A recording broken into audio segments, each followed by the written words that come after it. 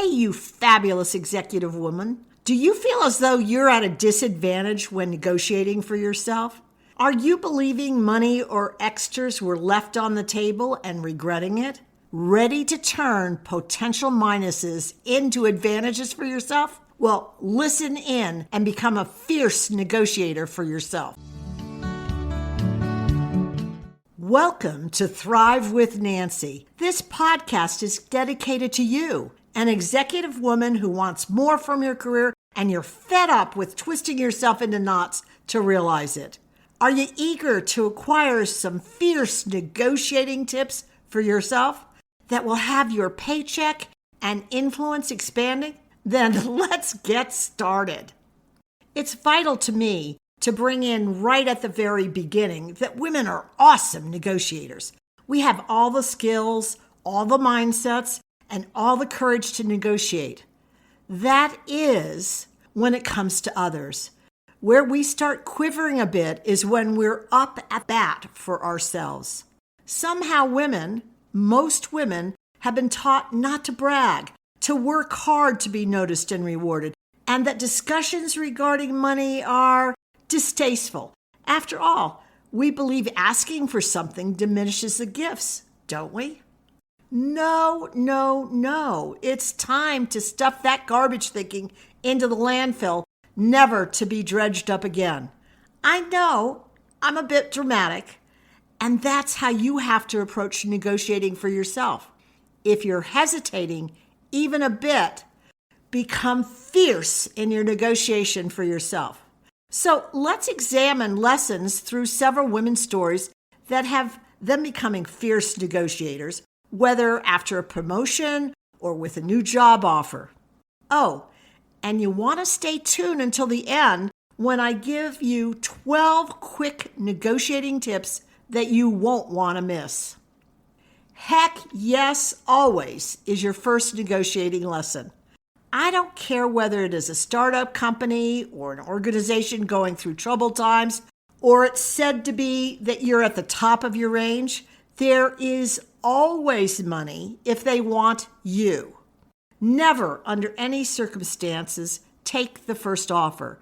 You are representing your leadership prowess as you negotiate. You don't want to accept a bad deal, and you don't want to over-negotiate either. If you've researched the company through your network, and you should, you'll know where the line is, what's acceptable to you and the company, and when it's time to walk away.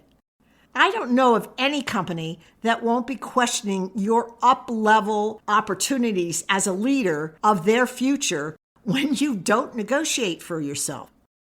As one C-suite executive client, Sharon, said to me, I say right out loud, if you think I'm negotiating a bit fiercely, this is me being thorough. Know that I will negotiate just as comprehensively for your company. Such an attitude wins the day for her. Another client, Lindsay, was up for a big bump promotion and was in the throes of a negotiation. Her boss offered her a significant salary increase, but one that she considered a lowball offer compared to the job responsibility and salary range.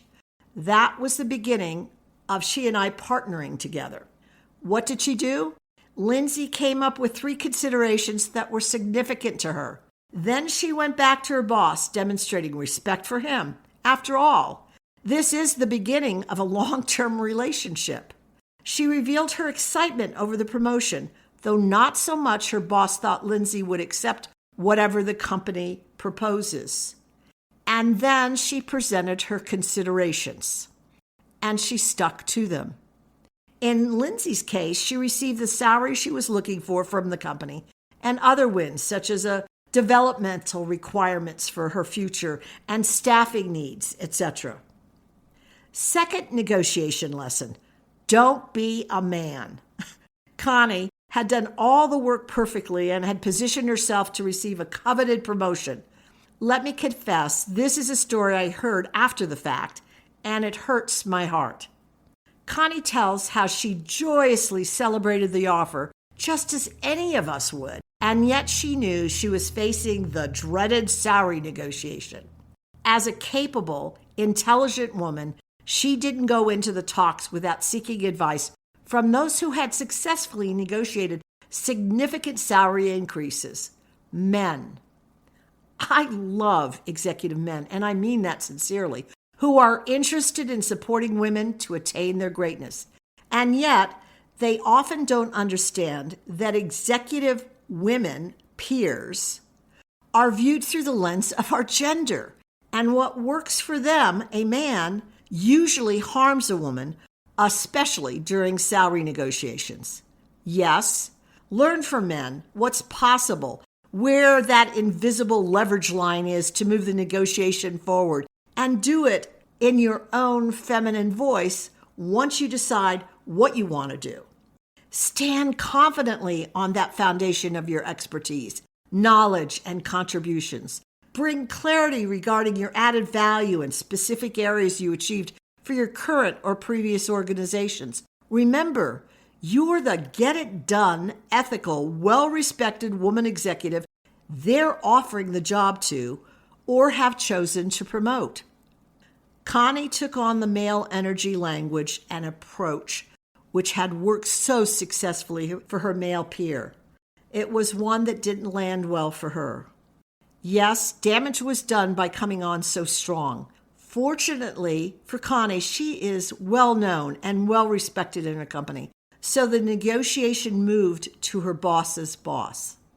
Yes, she received a noteworthy increase. Was it the top? We'll never know. She did learn the best and most valuable lesson, and one I hope you hear as well, of her career. Don't imitate a man. And she immediately went into building relationship bridges for future negotiations because she had damaged a few coming on way too strongly with my expectations. Anyway, Connie learned that bringing someone else's approach or attitude to the negotiation table isn't a strong point in anyone's favor, and she'll never do that again.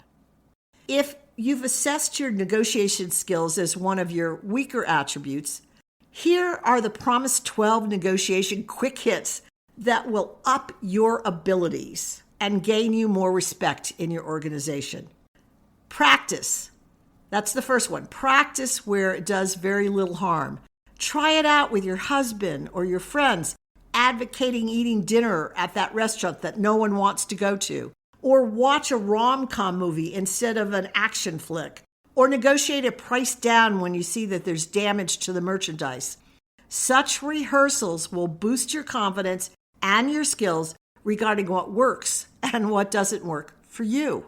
2, don't assume or mentally make decisions for the other person, as you often end up undermining your position without them ever saying a word. 3, network with people in the know, as Lindsay did, and continue to do so for you to have clarity over salary ranges and what's the norm in the company culture and so much more.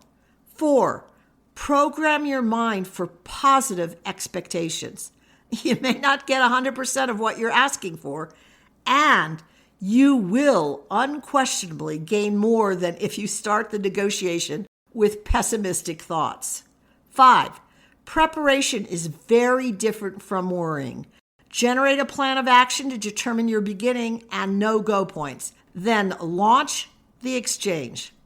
6, although negotiating for yourself has a personal dynamic to it, don't take it personally. It is a process. 7, women typically display more body language signals than do men. So restrain, when possible, your nonverbal communication. Savvy negotiators are looking for your body tells and will take advantage of them. 8, don't get caught up in any heat of the moment discussions. Deep breath, please. Or is it time for a bathroom break? 9, recall the lessons on receiver-centric that we've discussed through previous podcasts. Craft your message with your audience in mind. 10, demonstrate your feminine leadership success qualities throughout the give and take conversations. 11, never beat a dead horse.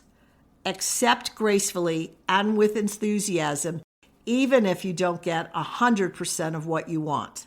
No one has respect for a poor loser. 12, and last, but certainly not least, don't believe everything said to you. Research reveals that women are less likely to question lies, and, hear this, negotiators count on that. When bargaining, you need to be fully yourself. That means owning who you intend to be through tonality and the words you use. Never forget that your company is promoting you because of your knowledge, your uniqueness, your approach to problem solving, and all that is you wrapped up in one terrific bundle of exceptional executive woman. There's no question that women face hurdles in negotiation. That's not a reason to sit on your hands. If you do over the long haul, you'll end up being dissatisfied. Rarely has dissatisfaction ever led to a fulfilling career. Discovering what works for you in negotiation is a meaningful component for your future success. It is a high-stakes game, as it is a determining factor in a healthy bank balance at retirement. What are you going to take on that you heard in this podcast? I know it's hard to implement when your schedule is so busy. However, if you don't do something differently, you remain right where you are for way longer than necessary. I'm anticipating you found value in this podcast. I'd appreciate you hitting the like button or subscribe. By now, you know I'm committed to helping every executive woman find a fulfilling, satisfying stand in business for herself. And I can't do that alone. I need you spreading the word. So please, pass this podcast around to everyone who would find value. In the podcast, I am advocating negotiating fiercely for yourself. It isn't easy, and it is an essential proficiency to acquire. I would be honored if you'd like to explore a partnering relationship with me to develop and add more executive level skills to your bag of tricks.